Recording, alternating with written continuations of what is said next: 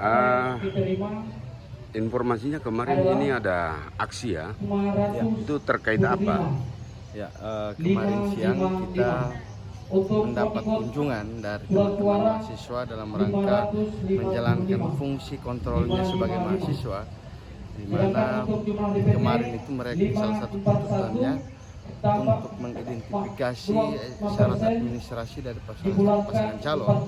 Nah, tentu dalam proses itu kami dari KPU sudah bekerja berdasarkan undang-undang, kemudian peraturan KPU serta peraturan Bawaslu, di mana di PKPU 8 terkait dengan pencalonan itu, bahwa yang menjadi tuntutan dari teman-teman mahasiswa terkait dengan ijazah salah satu paslon, kami sampaikan bahwa PKPU 8 itu hanya menyebutkan soal ijazah terakhir SMA sederajat, sehingga itu dasar kami dalam rangka penentuan dan menetapkan pasangan calon dalam kontestasi pilwaktu.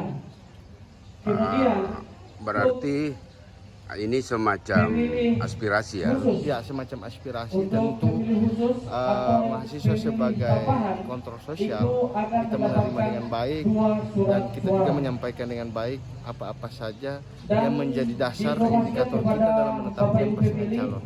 Yang berikut bahwa di PKPU 8 dan juga KPT 1228 itu menyebutkan bahwa administrasi yang dimasukkan SMA sederajat ataupun di atas dari itu menjadi dasar kita untuk melakukan verifikasi faktual. Dan alhamdulillah semua administrasi yang kita lakukan secara faktual di masing-masing kelembagaan, baik di kementerian sampai di dinas-dinas terkait, itu memvalidasi bahwa semua calon itu ijazah, kemudian dokumen-dokumen yang kemudian mereka masukkan itu sah dan diakui oleh negara. Artinya beberapa calon ini kan sebenarnya sudah pernah menjadi kepala daerah dan calon kepala daerah yang sampai pada tahap pencoblosan. Menurut KPU kira-kira wajar nggak kemudian ini menjadi sebuah aspirasi dari elemen mahasiswa atau masyarakat? Ya, tentu kita sebagai penyelenggara, kita dalam kapasitas menghargai apa yang menjadi harapan, dan tentu tugas dan fungsi kita sebagai penyelenggara itu mengacu pada peraturan yang berlaku di KPU dan juga Bawaslu. Nah, sikap KPU sendiri terkait ini, apa ini sudah dibahas di internal KPU atau seperti apa? Ya, kita sudah bahas, dan tentu tahapan ini terkait dengan tahapan administrasi, karena pasca penetapan itu ada tanggapan masyarakat selama 3 hari, dan itu sudah lewat.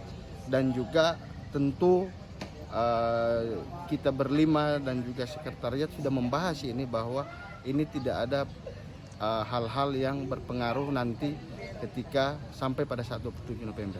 Pak Mario, terakhir, PKPU tidak mempersyaratkan bahwa ijazah itu harus ditelusuri sampai ke bawah, kan? Iya.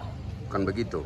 Ya, di PKPU 8 itu, di mana di situ pun menjadi persyaratan adalah ijazah SMA sederajat itu terakhir, dan kemudian kalau ada yang memasukkan ijazah S1, S2 sampai S3, hanya itu saja yang kita PKPU tidak faktual. fokus ke atas atau ke bawah ya. Jadi dokumen terakhir itu setelah pendidikan itu SMA. Kemudian S1, S2, S3 dimasukkan itu untuk menunjang paslon untuk di kertas suara dan juga di bahan-bahan APK dan BK pada saat kampanye. Terkait dengan keberatan Pak salah satu pasangan calon terkait materi korupsi, disampaikan kemarin bahwa pihaknya masih akan menindaklanjuti keberatan tersebut sampai ke KPU RI. Dia akan menyurat secara resmi karena menurutnya KPU tidak merespon secara positif terkait materi korupsi yang menjadi usulan dari paslon. Dalam hal ini Bapak Adan Dambea. Ya, ini tentu juga selanjutnya ini kita sudah bahas, dan kita KPU dalam melakukan penentuan tema proses debat pertama, debat kedua itu mengacu di PKPU 13, di mana di situ sudah diatur 6 tema besar yang kemudian ini menjadi turunan berdasarkan RPJPD visi misi paslon. Ya. Nah tentu dalam subtema ini ketika subtema ini lahirlah pertanyaan. Ya. Lah pertanyaan ini subtema kemudian pertanyaan ini kan wewenang panelis. Ya. Dan mereka panelis ini adalah orang-orang terpilih sesuai kepakaran yang kemudian harus kita jaga independensinya mereka.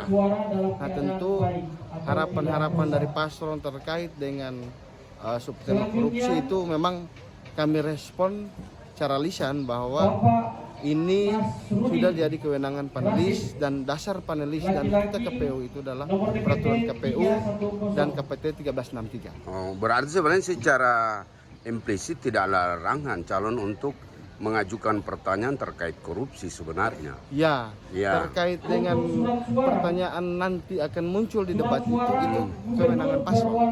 Kita tidak mengatur sampai di wilayah itu. Tetapi yang kita atur itu adalah skema debat, kemudian rundown dan juga mengacu di PKPU 13 itu terkait tema besar. Karena tema besar dari debat itu sudah tertera di PKPU 13 pasal 22. Oke. Ya, terima kasih Pak Ketua KPU.